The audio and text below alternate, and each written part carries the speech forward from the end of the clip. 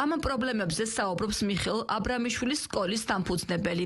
ის სიახლეებს დადებითად აფასებს, თუმცა ამბობს, რომ ეს ცვლილებების მხოლოდ დასაწყისი უნდა იყოს.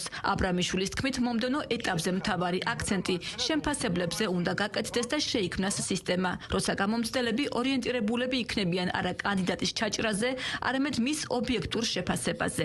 აბრამიშვილის თქმით, მართალია შეფასებაში კომპიუტერული სისტემაც მონაწილეობს, მაგრამ ძირითადი ნაწილი გამომცდელების სუბიექტურ შეფასებაზე მოდის.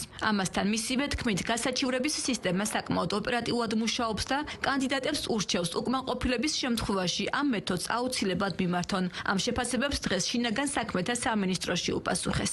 გამომცდელი არ უნდა იყოს ორიენტირებული კანდიდატის ჩაჭრაზე. თუ ეს მიდგომა არ შეიცვალა, რამდენი მსუბუქი შესაბამისუფლების დაშვების უფლებაც არ უნდა მიცე კანდიდატს, თუ გამომცდელი ორიენტირებულია კანდიდატის ჩაჭრაზე, მიზეზს ყოველთვის მოუძებნის. ჩვენ ვიცით, რომ გამოცდაზე ჩამოყალიბებული მძღოლები არ გადიან, ხო?